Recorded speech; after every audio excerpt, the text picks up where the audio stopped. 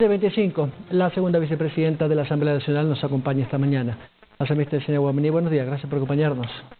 Gracias, muy buenos días, Byron. Un cordial saludo para usted y para todo el país. Me gustaría su criterio a propósito de esta crisis y esta emergencia carcelaria que en las últimas 2 noches ha tenido el país en vilo.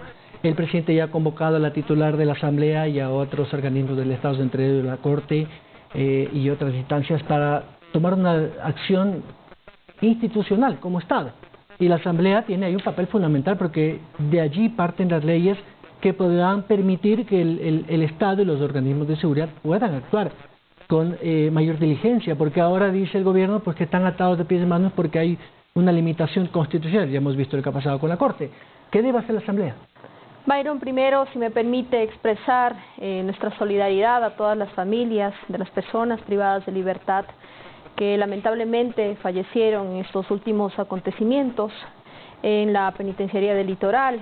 Lamentamos los hechos suscitados y a la vez, Byron, y un mensaje para el país también, exigir al gobierno nacional acciones concretas, acciones contundentes que nos permitan afrontar esta crisis carcelaria que es evidente en el país. Y por eso la Comisión de Seguridad, de Soberanía, Seguridad Integral, la cual es liderada por Ramiro Narváez, asambleísta de Izquierda Democrática, pues ya han estado trabajando en esto, han advertido también de acciones que debe tomar el gobierno nacional y otras entidades que podamos todos tratar esta crisis carcelaria.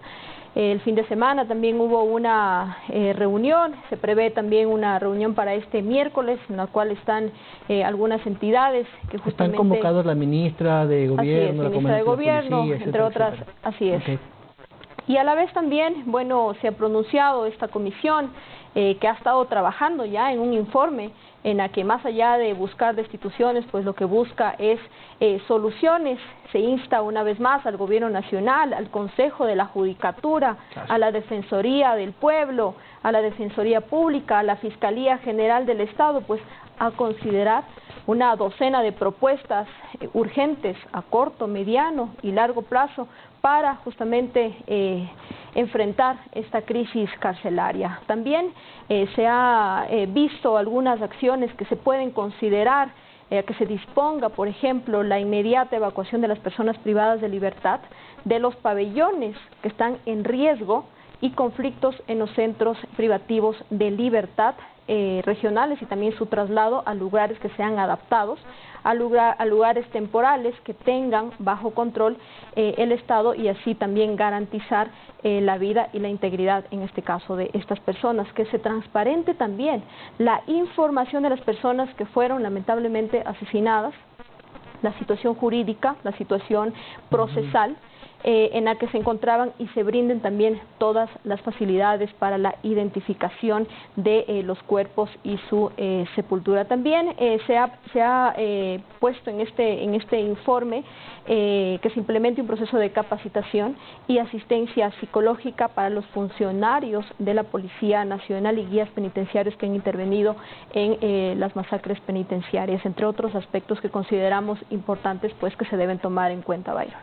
Sí, es un tema súper complejo y la verdad que no pasa por una solución inmediata, no es un tema muy complejo. De hecho, la capacidad de operación o de acción de la policía o de las Fuerzas Armadas está absolutamente limitada. Sí, mire, nosotros hemos hecho un llamado, que se tiene que hacer un llamado a algunas entidades del gobierno. Hagamos un pacto nacional por la seguridad, por la paz del país, en la que se involucre a los niveles de gobierno, a la sociedad civil, a la academia y podamos todos así enfrentar esta crisis no solamente carcelaria, sino de inseguridad en todo el país.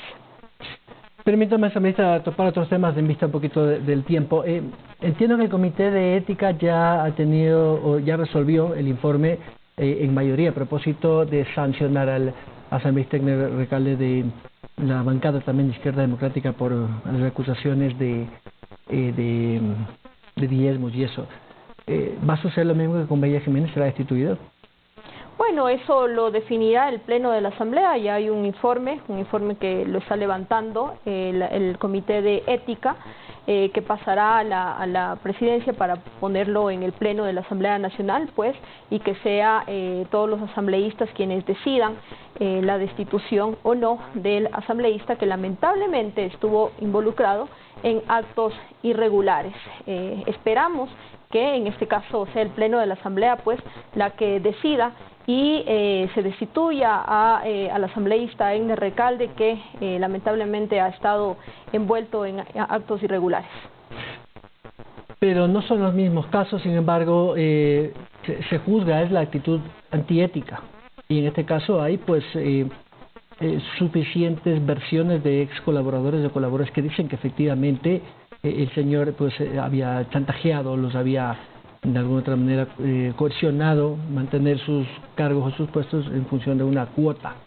Porque se está haciendo una práctica en varios legisladores de esto. Sé que son las excepciones, pero coincidencialmente han sido dos de Izquierda Democrática. Bueno, y Izquierda Democrática también ha pedido disculpas al país por estos lamentables actos irregulares en los que han estado involucrados, lamentablemente, legisladores de las filas de Izquierda Democrática.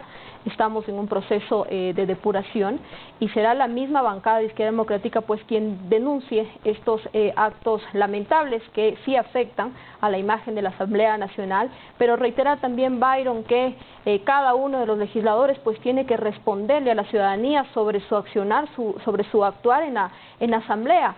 Lamentablemente sí afecta, pero también no se debe empañar todo el trabajo que ha venido realizando la Asamblea Nacional por lamentablemente estos actos irregulares. Hay información, testimonios y los documentos contundentes que justifican justamente que se haya impulsado este proceso en contra del asambleísta, que bueno, ya hay un informe establecido y esperemos que sea el pleno de la Asamblea Nacional pues quien decida.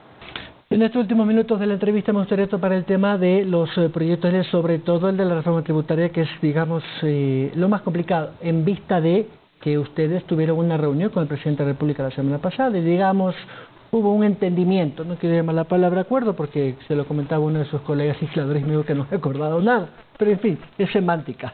Digamos que han coincidido en algunos temas y otros, pues el presidente ha observado claramente sus criterios. ¿En qué coinciden y en qué no? Bueno, nosotros siempre vamos a defender, Byron, el diálogo, darle gobernabilidad a los ciudadanos, pero un diálogo también con resultados. Y mantuvimos una reunión con el presidente Guillermo Lasso para justamente hablar sobre observaciones que nosotros tenemos respecto a la proforma presupuestaria y también a la ley económica urgente. Si hablamos de la proforma, pues estamos hablando de 33.000 millones de dólares, que es mayor a lo que tenemos este año, pero que sin duda alguna se ve una reducción en lo que es salud y educación. Nosotros hemos manifestado nuestra defensa al presupuesto que debe tener salud, debe tener educación, debe tener también educación superior, y en eso nosotros nos vamos a mantener. Incluso ya en este momento hay un informe que va a ser tratado esta semana en el pleno de la Asamblea Nacional, en la que justamente se evidencia estas observaciones que hemos mantenido. Hay un incremento en el presupuesto en educación del 2021 al 2022, pero no es el suficiente, considerando que al presupuesto del 2019. Actualmente, un presupuesto en educación se incrementa en el 8.98%, reitero, lo cual es positivo, pero no es suficiente. En 2019 teníamos un presupuesto mayor que era de 5.200 millones de dólares, presupuesto para educación, lo que ahora se evidencia es 4.861 millones de dólares. Reitero, es un presupuesto que sin lugar a dudas se incrementa para este año comparado con el 2021, pero no es lo suficiente comparado con 2019. De igual manera, la ley económica urgente, teníamos nosotros allí algunas propuestas respecto, por ejemplo, al impuesto a la renta, al ingreso que se grabaría para las personas naturales. Se había puesto una base imponible de $1.700. Nosotros consideramos que esto afecta sin duda alguna a la clase media.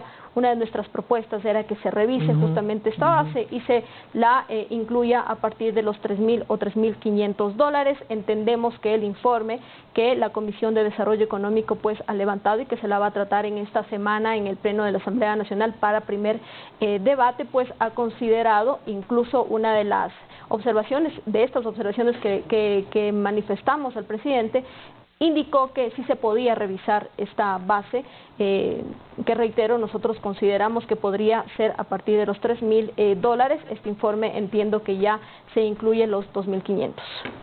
Asambleísta, estoy contra el tiempo, pero le quiero agradecer su gentil presencia. Gracias, Byron, y siempre la orden para informarle al país. Que tengan un excelente inicio de semana. Gracias. La segunda vicepresidenta de la Asamblea Nacional, Yesenia Guamaní.